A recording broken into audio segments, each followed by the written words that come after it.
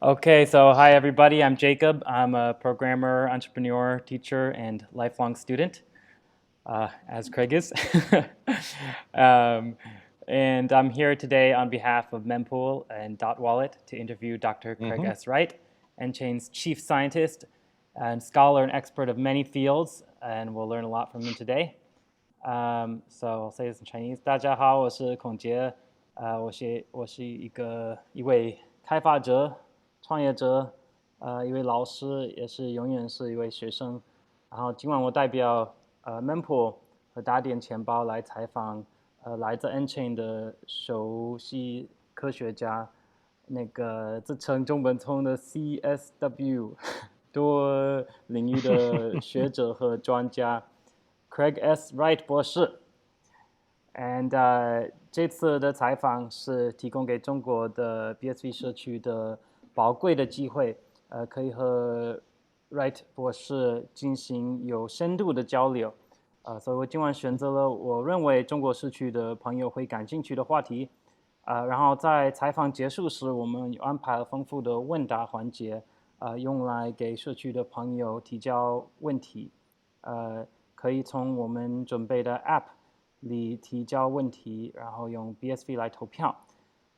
投票你想问博士哪一些问题？So we're gonna have a question and answer um, afterwards, Hmm.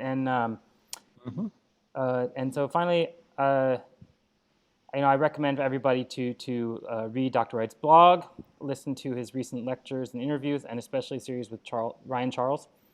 And in this interview, we'll try to delve deeper into the recent topics that Craig has discussed and hopefully gain some new, as yet unheard of insights into his thoughts. So, 我建议听众可以关注近期博士的采访和演讲，特别是和 Ryan Charles 的采访系列。本次采访我们会深度的探讨最近博士讨论的一些话题，然后尽量博士会给出一些全新的、从未有分享过的看法和见解。Okay, you ready to go? I am. Okay, so let's start off with a fun one. Just walk us through a world where Bitcoin is, an integral part of the world economy, and what would that look like? Um, a lot of things would be under the covers, so to speak. I mean, it's like IP with TCP/IP.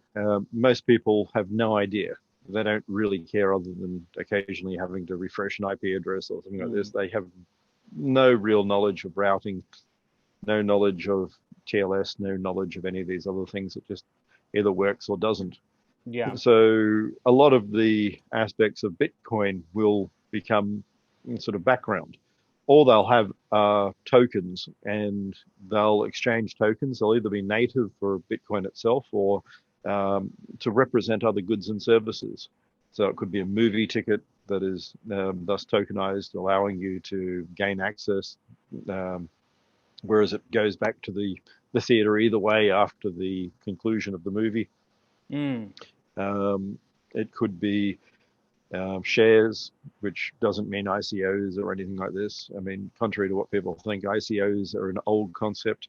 Mm. Not only did they come across as web IPOs, exactly the same sort of tokenized virtual asset in Plus, the about idea of a 1995. Ponzi scheme has been around for a lot longer as well. It has, yes. I mean, if you go back far enough, you get pre sort of you get democratization of finance in the 18th century. Um, and not only with a number of bubbles there, but you also had people doing postal share sales and all sorts of things. This is part Mm. of why we have regulations in place now. Yeah, this is something that I want to we'll get into later about incentive structures Mm, and governance. Um, anything more excite? So say we have from a user's perspective, maybe we won't be. mm. So are there any parts that we will be seeing? You think the Bitcoin or They shouldn't on really our cell see phone? anything. I mean, it should be I have an amount of money, whether it's pounds, yuan, or native Bitcoin. They should see their cash transaction happen normally. I mean, really, all the stuff that you see people talking about, not really. Do you I see? mean, you got the same sort of thing in the internet and .coms in the past. Yeah. So do you see? So obviously, one of the main goals of Bitcoin SV is to be more like an infrastructure layer and achieve all these kind of infrastructure goals. But do you see it being a major currency as well, and an asset that people either hold or trade or use as a unit account? Well, there's always a possibility it could become a currency, but currency is always the wrong word. Currency has very specific terms in law, and that will mean that some government or something needs to really grab it and start using it. So, I mean, that's not impossible, but I don't think it'll be a major currency at any time soon. I think currencies will be able to be put on top of Bitcoin, and that'll happen well before Bitcoin becomes a currency. Bitcoin's cash, and that's a very different concept to currency. Okay, thank you. All right, so let's dig into some more questions here. So first of all, I have some questions about kind of the conflict between the public yet private nature of Bitcoin, and questions about anonymity or pseudonymity, and how that will fit into our plans of the future here. So, what do you think are the benefits or the dangers of anonymity versus pseudonymity or fully identified models of interaction within a financial system? If you have fully identified, then commerce doesn't work. The reality is humans are humans, and we will do things that we don't want people to know about. They can be legal. Moral and legal are two different things. So many people will do things they don't want people to know about, even if they're perfectly legal. As an example, if you're on a diet and your wife is watching you, you don't want her knowing that you just bought a candy bar and a bag of chips, which is perfectly legal. It's just you don't want the record. And maybe you'll tell her if she asks, but you're hoping she doesn't ask, that sort of thing. So, I mean, at the end of the day, people need privacy to be able to operate. So that is completely different to anonymity, though. And anonymity doesn't work. There are lots of people who seem to want this, but their concept of existence and reality is just warped. I mean, I keep pointing out that there have been over 5,000 attempts at anarchist societies, and without fail, every single one of them has ended in murder. Yeah. So do you think? Do you think that? But can pseudonymity really be maintained? Because there's chain analysis tools and other methods. Well, that's privacy, and that comes with scale.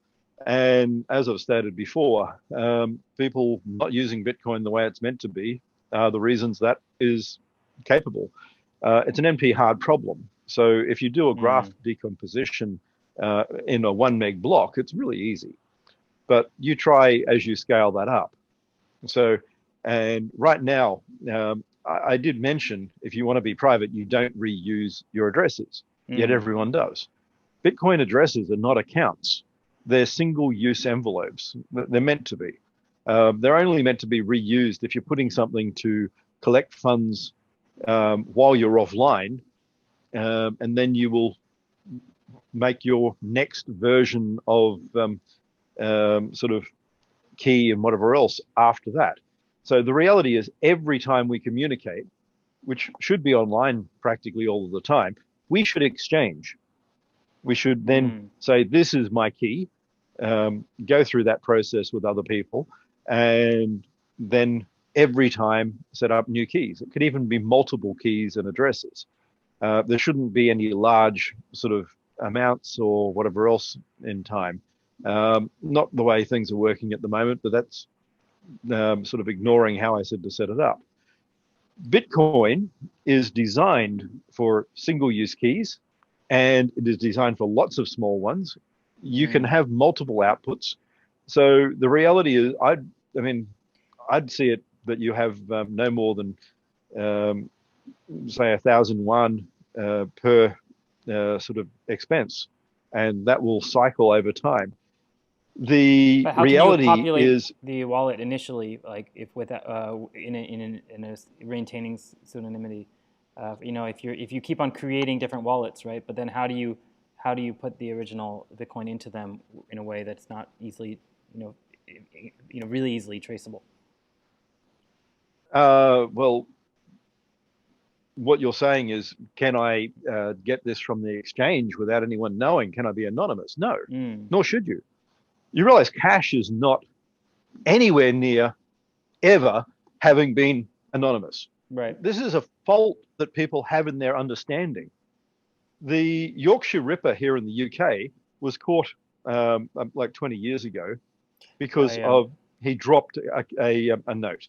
So And his boss I'm had sorry. counted the, had recorded Yeah. the numbers on the cash. Hmm. Right. But so there's, And casinos do that too.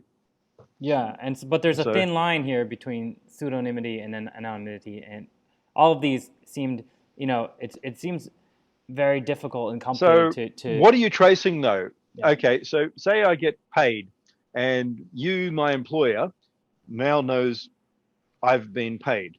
Mm, Now I move my money into a variety of different addresses that can be automated, mm. um, and I split the amounts up. What do you now know? That I received my paycheck and I've sent them to different addresses. Well, this leads into my next question, which is that you've mentioned that we can transition from a current ad-based revenue model on the internet, which some people describe as surveillance capitalism. And Mm-hmm. so, if all of our transactions are on chain, and thus, you know, you can use chain analysis in that way. And if, for Can you? example, How would you do that? well, say for example, your So employer, you need to know addresses to yeah, be able to analyze them. mm. And if chain analysis has no knowledge of the addresses because no one's reusing them, how are they doing this? Well, if at some point, for example, say you have to any kind of service that you use that has been tied to your identity, and then you used any of your wallets with that, and then you know, so basically, if Again, you're thinking of reuse of addresses. mm, Um, Basically, what you'd be talking about is about a 7 billion factorial by 1,000 factorial mm, um, per second type calculation that will need to be redone and recalculated. It becomes super exponential very fast. So right now, chain analysis have a business for the sole reason that people have small blocks and reuse addresses. mm. It would actually be computationally simpler to break every Bitcoin address than it would be to do chain analysis at scale in Bitcoin. So Yeah. reversing ECDSA 512 will be less sort of computationally problematic than doing the other. Network graph computations are beyond difficult. They're NP complete. And especially like you said, at scale, right? So maybe if Correct. with enough resources, maybe they want to track one person, might be possible, but to do this mass surveillance might be That's a difficult. different thing. So if Mm. you have a search or a search warrant, and I can then start following things, and Mm. I can invasively go around and go to your employer and get all the addresses, Yeah, and go exactly. to companies that you use if you're in a custodial wallet, and then track down Amazon and track down Google Mm. and um, have basically everything. I can track a small amount of your money. Mm. So that becomes, even that is difficult. What I can do is, if I know that your employer paid you this amount, and I know that we've caught this drug trafficker over here, and the money went through you, then I Mm. can tie that in. It's exactly the same as analysis using cash. Okay. Um, So so basically, you're not worried that basically the transparency of the transactions would actually enable this kind of surveillance capitalism. No, it actually makes it more difficult. Mm. Right at the moment, you're tracked by practically everything you do. I mean, most people don't realize how many places track notes at the moment. The only real way you're going to get Mm. around um, sort of doing cash is to use small denomination coins. And not many people would be terribly happy if you walked in there and literally nickel and dimed them for $1,000 sort of hotel stay or something. Yeah. One, two. So do you see that as you know, because we're a wallet provider company, we do mining Mm, and we have a Bitcoin wallet service. And do you see that these are features that need to be built into wallets? mm, I do. I've talked about other things that we've put patents out and done IP for, such as what we termed a Benford's wallet. Now, there are natural distributions of numbers. So we can increase privacy by mixing the sort of numerical values that you're holding in your wallet. Mm. Okay. And so so it seems like maybe it's not a huge priority right now. Is that in your opinion, or do you see a timeline for when we should start working on Um, this? I mean, all the technology's there. As we scale, it should be incorporated. I mean, if you look at some of the things like hand cash and whatever else, they're slowly integrating these into it. Ryan and other people are starting to learn how to do some of this stuff rather than having one address to one address, have many to many. That makes it more difficult. So Mm. if, for instance, I take 100 transactions and mix them with your 100 transactions plus 50 to my outputs, it makes everything a lot more difficult. Yeah. Great. Okay. So this is a question about it's related to transparency and in a system here. It's also an economics question. So in my opinion, one of the biggest missed opportunities for China was that the stock market has not seemed to be correlated with the growth of GDP, and it's left middle class Chinese with only one real investment option, which has been real estate, and that's created lots of problems in the economy. And it seems like they've missed the opportunity to share in the epic growth of the country. Although many have with real estate, but that the barrier to So entry for that is getting very high. Oh, can you hear me? I'm sorry, I missed some of what you just said there. Yeah, I can. Okay. Just cut out a little bit. So it seems that the Chinese stock market has not really been correlated strongly with Mm, the growth of GDP, and so hmm it seems like it's been a huge missed opportunity for in America a lot of people's kind of the general financial wisdom, or at least the default investing strategy is just buy some ETFs, and it has generally worked up till now that Americans who have been able to buy that have been able to share in the growing wealth of the country as its GDP grows, and that has not been the case in China, and what I see as one of the main reasons that hasn't been the case is because of a lack of transparency in the financials of Chinese companies.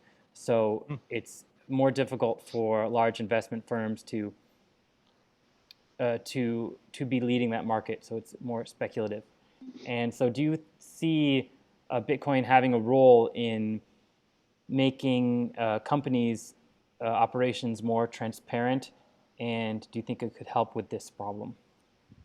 It'll stop people from altering books and changing things like that. Mm, The other question is no. It'll help ensure that people can't alter things and stop fraud a little bit. mm, But regulation is what's required for the other parts and enforcement. mm, So Bitcoin doesn't enforce these things. Bitcoin doesn't stop people doing scams. Bitcoin doesn't stop any of that. Government needs to do that. Bitcoin isn't designed to replace government, like some people want to run around saying. Now, the other problem is what you're calling investment. If your time frame is less than 10 years, you're not investing. Sorry. Yeah, speculation. You're speculating. Yeah. I mean, I'll do the Warren Buffett type bit here. If you're basically not hoodling either, none of this, I just hold and hope and whatever else. It means you have knowledge, you're doing these things. Otherwise, put your money in a top 500 index and they beat everyone. I mean, contrary to what some people will tell you in market funds and things, year on year, over 20 years, a top 500 index beats every single analyst. There's none that beat that. They beat them in short-term things, and then they go down the tube. I would agree, but I see that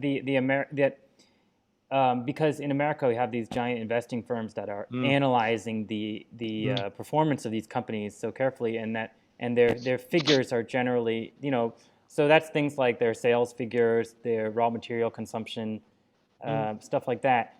And so, yeah, I think you're right that a lot of those though are not really investing. They're trying to do arbitrage, and they're trying to capture small market differentials. And there is some money to be made in that, but it's very risky. Well, so you're making more money, but it's at a risk premium. And I mean, that's what a lot of them, especially with, in the last maybe 20, 30 years, but it's, there's that the ideal situation is that these companies' financial situations are being investigated, and that their value is, their stock value is based on their actual performance. So do you see, like, because one example I think is really great for Bitcoin is kind of verifying and doing timestamps and verifying that that different things occurred at different times, right? So if a company could put more of its operations, yes, it makes sure that you could put all your operations there, but that still doesn't stop you alone from creating frauds. For instance, it wouldn't have stopped Enron. We would have had records and people would have gone to jail after Enron, but nothing would have stopped people from having multiple fake companies. So you still need audit, you still need controls. Now, a part of the problem people don't seem to understand is that there is a market value for strong audit. For instance, in Australia, there is the Australian Securities Exchange, and there's also the Bendigo Exchange. And it costs you a lot less money to register and list on the Bendigo Exchange. And the premium on your company will also reflect that, because you have less stringent requirements, and that makes people able to be a bit dodgier. And that means that the market puts a negative valuation against you. It's the same thing with the Nevada exchange. If you compare the Nevada exchange versus New York or CMOT or the NASDAQ, then you've got this massive differential because of the level of what happens. So people sit there going, we can democratize finance. We won't need to have all these accounting rules, and we'll just be able to. No, you won't. That will just mean that you're raising, pumping money and doing a short-term milking of dumb consumers. Anyone who's got half a brain will realize anything with ICO and democratized finance is scammy. There's a reason why not a single ICO in the West has ever been anything but a scam. Because if you're raising money, then you'll do it properly. If you want to make a real business, then you want to end up on a stock market. Then you want to actually do things. The reality is you have all these things that people are going, it's new, so the laws don't apply. But if you're selling a service, that's called a pre-sale.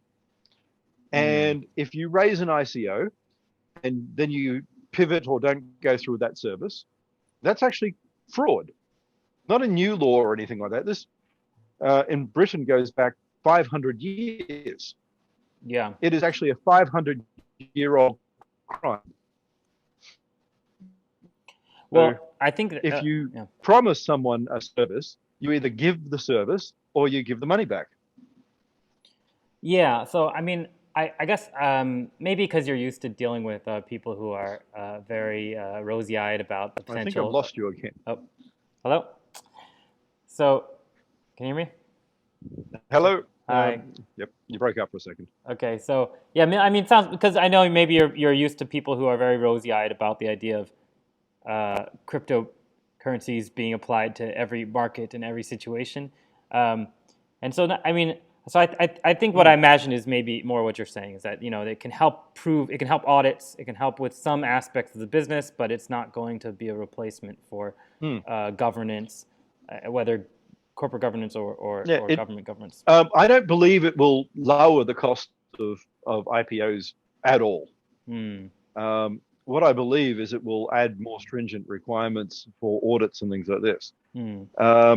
So where people say IPOs are too expensive, IPOs are expensive because not of the listing fees, but the requirement to get all your audit in check, or your like 5 years worth of history if you've got it in check, to be able to actually go to market with a real story that is honest, and having auditors go over and verify what you're saying, your projections, that you are creating this thing, that it has been checked, that you do have a product. That's what's expensive. And Yes. Bitcoin doesn't help that. You can't do a forward plan using Bitcoin. Yeah, You there's a can lot put of the information there, but if someone defrauds the system, you can make sure they go to jail afterwards, but it doesn't stop people pulling those frauds in the first place. Yeah, it's not because there's a lot of manual and specific, very professional work to the auditing there. So, but do you think are there Yeah. some specific ways? Like, could you give an example of how, maybe like, very like a very specific example of how perhaps that Bitcoin could help with some of these audit records or preventing fraud or hacks even in a company? There'd be no deletion of records. Anything that had been put in the books would have to be changed correctly. It would mean that if you wanted to make an alteration, you have to actually leave the record of the alteration. This is how accounting is meant to work, actually, but doesn't quite often. So you would have to actually have all your tables set up. You couldn't change them year by year as some people do. You couldn't backdate and have multiple copies. The real thing will come when people integrate Bitcoin and other aspects of what can be done. For instance, if the government authorities, the tax authority, the SEC, basically say, we want you to have a provable root key or some other registered identity, and then create keys from that, that will enable you to then have one set of books. So Bitcoin alone, or any blockchain alone, where people say we can have multiple streams, well, that just means you have multiple sets of books, and it's terrible. What you need to do is actually have a methodology to record what you're doing.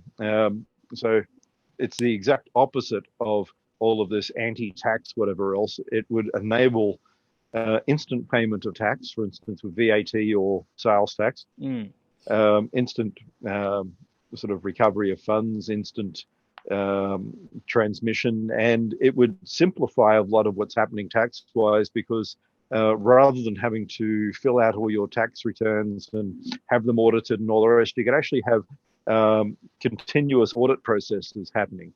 So without the ability to change records, you could give information to, say, the IRS in the US or tax authorities, who could then monitor what you're doing with a read-only access to information. And you could also do that to other analysts as well. So there'd be people out there who could continuously audit the records you're doing and ensure that people are doing things correctly. Because remember, you have to have people in your organization you trust. So you can't stop embezzlement with Bitcoin, but you can put audit records to show when things are going wrong. Just look at one of the first ones, Mt. Gox. Everyone runs around going all this BS about malleability. Malleability didn't hit Mt. Gox. It was embezzlement. Mark stole money, full stop. Yeah. And then he runs around hiding and making up stories that still damaged Bitcoin to this day about we need to change Bitcoin because it's malleable and the signatures can be changed. What a load of BS. The guy stole money. Yeah. That's simple. So, okay, moving on here. If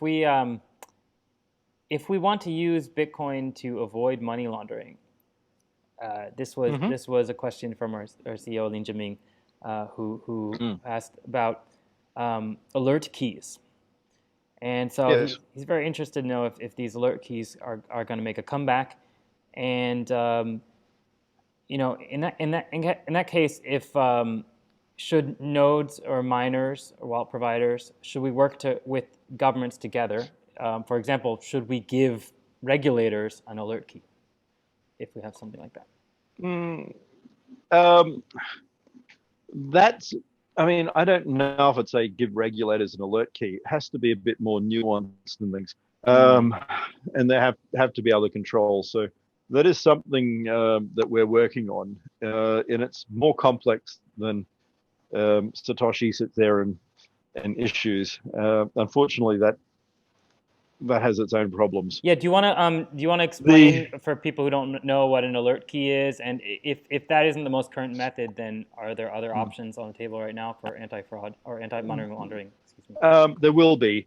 So the alert key was put in by myself back in, I think, August 2010. The concept was to be able to send alerts out to the network. Generally, everyone running a node.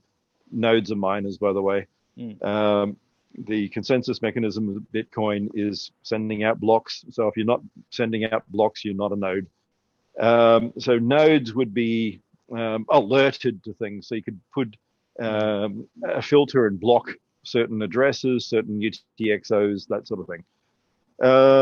That's going to be a requirement, whether people like it or not. People don't seem to understand that the law is already in place. We're just ticking down to when it comes into effect. So in Europe, the MLD5 provisions say that in around 15 months from now, anytime you spend over about 100 euros, you're going to have the history and tracing of this money. So if you're doing all of this stuff going, haha, I'm sending $1 million worth of Bitcoin and it's cheap because, then basically you're breaking the law, because all of that's going to need to be recorded, not just one hop back, but for that amount of money, you'll need to have the whole path. So if you're sending that all at once, you're going to have to actually record what's happening, who, where, when, provably. So if you're talking about using it as cash and doing $100 or 100 euro or whatever type transactions, no problem at all. But as soon as you have this, been using it for $1 million transactions, forget it. Now, everyone goes, but nodes can stop this. Well, the only nodes that stop this, well, they're called miners. There's no other nodes in Bitcoin. And the reality here is, if you don't like that, too bad. That's how it's designed. Bitcoin doesn't have an infinite number of nodes. No system does. The number of sort of blocks you can create and how it happens has a limit. This is part of why some of the things like Ethereum have their little teeny weeny block times, because they think that will give them more distribution of nodes. But even then, the reality is you've only got a few that are the major ones that need to be targeted. And Liberty Reserve took down something like 4,000 entities in 24 hours in 42 countries. There have never been 4,000 nodes in every blockchain in existence. So Bitcoin, the whole history of every ripoff like BTC of Bitcoin has been 98 nodes as of last month anyway.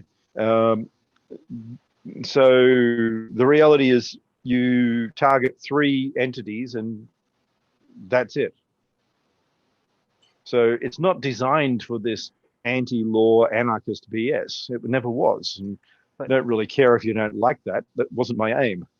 So, but how do we, because if nodes are, basically if the nodes are somewhat accountable for the transactions that they're handling, and and there's alert keys or ways to stop these transactions, then it seems like there will have to be a very high level of cooperation between local governments. And so what makes it very difficult is if we're talking about a global system here, if you're talking about a transaction, how is that different between 2 wallets?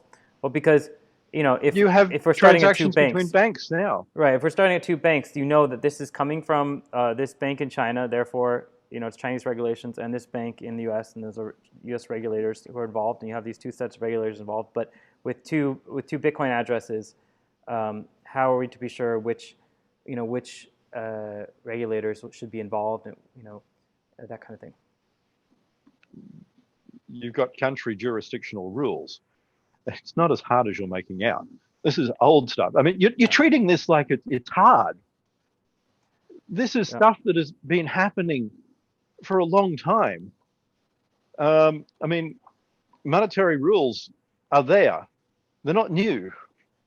They're now including cryptocurrencies, which Bitcoin's not a cryptocurrency, and they're talking about being able to regulate these things, but they were always able to do that.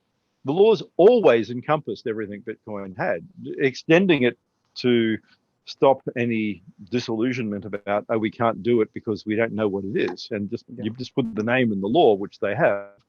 No, I totally agree with you, but I don't understand it. So could you try to help explain to someone a little more dense with me, like maybe for a specific example? So so say we have 2 wallets, like how do I know that this exchanges, and custodial services will all have to set up departments like banks have. You'll have to have compliance departments. You'll have to have legal departments, whatever else. And the simple fact of the matter is you're investing hundreds of millions of dollars, if not billions of dollars, setting up becoming a miner or a pool or whatever else. If you can't put that money into being compliant, then stiff bickies. I don't care. That's your problem. I have no care about people who can't compete. The rules are, you follow the rules. Okay, thanks for I mean, really, it comes down to you better start looking at hiring some real compliance people.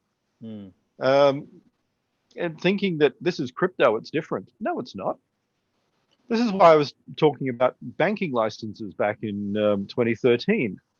And everyone was going, it's crypto, it's different, and causing me huge problems because they were doing this bullshit, is the only way to put it, saying that Bitcoin doesn't need to be regulated. Of course it does, and it's going to be. If you don't like this, well, not my problem. It's going to happen. It's like saying, I don't like the fact I have to breathe air. Go for it. Stop. No, I'm not stopping you. I mean, you can hold your breath all you want. You'll fall over. You'll start breathing again. Well, it's a good lead into my next question, which is that is there a place in the world, or is there some room for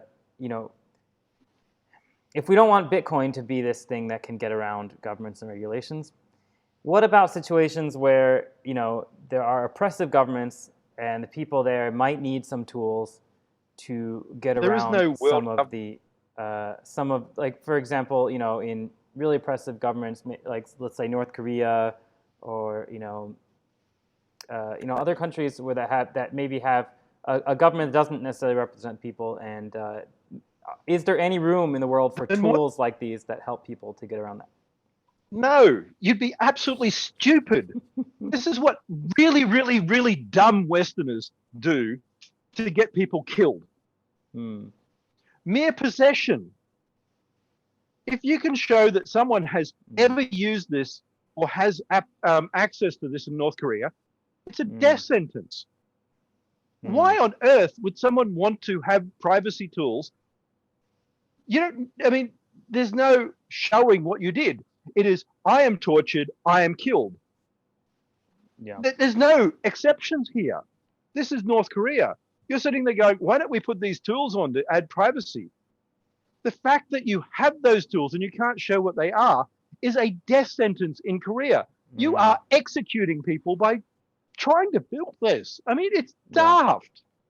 Right, and that's especially for financial. You don't fight a oppressive government by giving people tools that will get them murdered. Yeah, well, I think that makes a lot of sense for financial situations, but just for what about tools for free speech within those places where maybe you have those tools, you are committing a capital crime. Mere possession. You have encryption on your phone. It's a capital crime. Yeah. So what are you going to do? You give anything to these people over there, and you have doomed them to torture and death, and their families. Yeah. This is the whole point. Anything you do to make them private kills them. So I guess it's a much broader economic question. You're not helping by trying to help them. Yeah. Do you see this is any way? Then in what way? This is a totally unrelated question, but in what way do you think can we help those countries become, part of the modern, and napalm. I'm going to be careful about the words that you. Regardless, how do we help them to improve their countries? You find out where Kim Il will be, and you drop napalm all over his little village. Well, I guess what's tougher is the in between scenarios, where you have countries that are not treating their people well, but are not maybe so obviously as bad as North Korea. Yeah, well, but this is not a Bitcoin solution. It's not a Bitcoin problem. It's a geopolitical problem. Anyway, let's skip on then. Okay, I thought you were talking about decentralized autonomous corporations, and what is the difference between that and a DAO? Well, this is the problem people think is where they're sitting there going, oh, it's democratized finance and whatever else. No, it's not. It's just automated machines. So contrary to what people like to run around saying, there's no such thing, no way, no possibility, no existence, no feasible logical manner of having decentralized finance. What there is one person who's a plutocrat basically controlling everything and going, it's not me. So the Ethereum crowd are basically going, we want a method so that we can have a system that breaches every law out there, that allows us to rip people off, that allows us to completely commit frauds and blame the community. That's what DeFi is. But the only thing here is I have people do actions. Now, you can automate some of these things, and you can have, for instance, machines that collect money, but they're still owned. They're still controlled. There's still people at the top. So if I had a power company that automated some of the processes using industrial Internet of Things and whatever else, the automation allows all of the allocation between transformers and whatever else to occur and be paid for.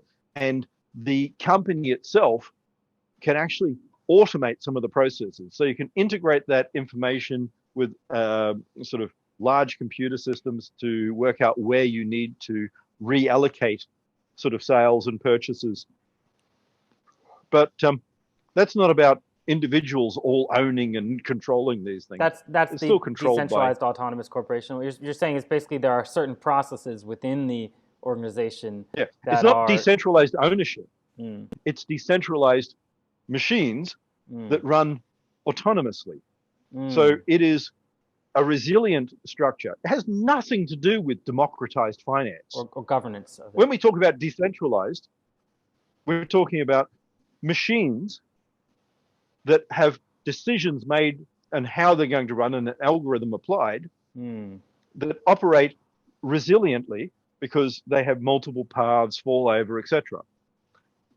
Nothing at all to do with DeFi. Well, it's DeFi because is the oldest scam on earth. yeah, because I mean, what do people mean when they say decentralization? Do you mean of is it of governance or of purely where this computation is taking place, etc.? It's not Exactly. It's used That's the differently. problem. They throw out that word, and that's it. They just throw the word out. They go, "It's decentralized." Yeah, and And that's good. what do you mean by decentralized? Oh no, it's decentralized. I mean, there was a movie, Idiocracy, and it reminds me of that, which is, but it's Rondo. Rondo has electrolytes. Yeah, right. And I you go, that. but it's decentralized. It has DeFi. Right. And you go, yeah, but what is that? What is that for? It's got DeFi. So what's DeFi? It's decentralized. Yeah. And you go through these circular arguments. Well, actually, this was my next question, which is that do you see anything positive coming out of the DeFi scene here? I mean, it seems like there are some. Yes, I see a lot of scammers getting arrested. Back in the 1990s, all of the companies were able to delete records. So the wonderful thing with blockchain is you have records that can be traced like years down the road. Yeah. So the problem in between the period of 1994 and 1999, where a lot of the web IPOs occurred, was people shredded logs, they deleted systems, and it became difficult to charge them. Well, but one thing that I see somewhat promising is that say we're trying to do tokenization on BSV, and so basically, it does seem that something like Uniswap, if implemented on BSV, it could be helpful because basically Uniswap helped, as far as I understand, helped kind of solve the liquidity problem of decentralized exchange type situation, at least within Ethereum. No, it didn't. There's no such thing as a decentralized exchange. Well, without it solves the problem of having a third party like the exchange that has to provide liquidity, and so it offers this automated contract for the liquidity for providers to enable these swaps, as far as I understand.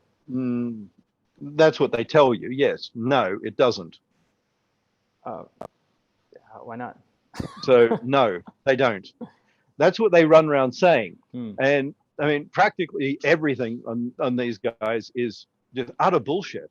There's no other way to describe it. It is purely misrepresentation of what they're doing so that market and regulators don't know. It's called criminal activity. Every one of these guys, they're just criminals. But I mean, there's no other way. Some of them like to think they're not. No. Say, for example, that we have different tokens on BSV. A token for for what? Be it small things like movie tokens, or things like or different other trade currencies, movie tokens, or other currencies that are on top of BSV, right? So you have a tokenized, like for example, right now we have tokenized BTC, tokenized ETH on top of. So you realize the only way you can really do tokenized fiat is either you're a central bank or you're associated with one. Otherwise, you're scamming people. It's an illegally issued bond. To get in and out of them, then you need someone to be willing to swap them for the other currency, right? But within the tokens themselves, say they are somewhat recognized within a BSV token. between BSV tokens, it seems like You're something asking like the wrong person. Uniswap could be useful. Okay, so what you're talking about is a bond where people aren't recording identity, which makes it a blinded bond, which means if you're talking about US, for instance, that's illegal. They, back in mid-80s, they put legislation in place that said you have to record names and everything like this. So it's a bond. But they've confused the regulators enough to get around this for a time. So it's a token. So what? Tokens are not new. Tokens go back a long way. The first digital tokens came out in the 60s. Well, but it does seem that a web IPO was just tokens. Yeah, of course, right? So just a token doesn't really mean that much, but it does seem that having stable coins, or at least that are somewhat stable based on other major world currencies. There's only one way you have a stable coin. A central bank issues it, or allows someone else to do it under license. Otherwise, you're a scam. Yeah. I mean, it's going to say that quite simply. If you're Tether, you're a scam. If you're US dollar coin, you better be backed by the Fed. That's it. There's no one else who can do this. Otherwise, you are a bond. But do you see you that? can issue a bond, but then it's at an interest rate. There's no such thing. But it seems to me that a lot of the, for example, if you want Bitcoin to be used on a large scale, volatility is an important consideration. So, no, you change it fast. Again, you're thinking that it's a HODL type thing. No, you can change in and out very quickly. The more you use, you get a few large players. And the reality is you start using it based on micropayments and other such things where volatility doesn't actually matter. I mean, Bitcoin wasn't invented to be $1 million transactions. It was invented to do millionth of a cent transactions. So that will increase everything else. But Bitcoin's not here to replace banks. It doesn't. Bitcoin's not here to replace finance. It doesn't. Bitcoin doesn't stop fractional reserve banking. Fractional reserve banking was invented by the Medicis using gold. Here's another one you can add to the list. Is it here to replace databases? Because a lot of people think they love the idea that something saved on the blockchain. It is a database. Seems like it could be forever. Okay, it is a database, but you don't want everything lasting forever. So right now we have Hadoop, and we have Oracle, and we have MySQL, and we have Cassandra, and we have Teradata, and I can keep going. Now, throw in Informix and other SQL ones. I can throw in non-SQL ones. I mean, Bitcoin is another database. It has a role that some of them don't ever match, but it won't replace every database. There's a difference. Well, so when people start aligning Bitcoin into infrastructure where you have a combination of Bitcoin and other things, that's when they're going to start figuring out the benefits. Yeah, totally. And so I think that and one thing that people might not know necessarily is that miners might not store what's saved in op return forever, or retrieve it for free. Is what I've learned from miners. So what do you see? Do you see that as a problem, or do you think that's a piece of information that should be more widely spread? Because I think a lot of people just assume that if they've thrown there are other something ways into of doing op-return, it. Yeah. I mean, op return wasn't meant to be used for that. There's op push data for a start, and op push data then can be put into the transaction with fees and all the rest. So, I mean, so it depends on what you're doing. It seems that people are using op return now, though, as in that way. It seems like everybody, they're like, oh, I'm saving something on chain. I just throw it into op return, and they assume that it'll be there forever. So do you see that as a problem? Well, that's a bad thing to do. I mean, as I said, op push data and things like that are there, and people archiving things. It's mentioned in the white paper about pruning. So all of this is something you need to consider. So you can make agreements. Bitcoin's not cryptographically secure. It's contractually and economically secure. So if you want to ensure all this, then you need to pay for it. Right. It's a different model than a lot of other databases because you're basically you're oftentimes you're paying up front. And then one model I've heard is for about miners storing things on op return would be that you could pay them an upkeep fee to make sure that they keep that information and to be able to retrieve it. It probably won't be as much of an issue as people think. The access might be difficult. But remember, hard drive space doubles every 15 months. It's faster than Moore's law. And everyone keeps saying how it's dying off, and it's actually accelerating. In the next few years, it might even be up to doubling every 12 months, to tell you the truth, with some of the new technologies that are about to come out, including memory technologies. In which case, basically, you put everything you've got and it doubles. And so you've got everything plus extra space. And that happens every time you build a new system. So you keep what you had before and add it again. And so year one, you have 1 unit. Next year, you have 2 units, which is all there plus the next one. Next year, etc. So you keep doubling that way, and you don't need to run out of space. Yeah, well, I guess it depends on how much data, and there is a cost to that at some point. Even though it's cheaper and getting cheaper, there is some amount of cost to that to be storing all that. You do realize that there are petabytes and zettabytes worth of cat photos and things like this out there that are basically given out for free. So what I would see is archive will be slow. So if you want to try and access things and you're not going to pay money for it, you'll pay for the access rate.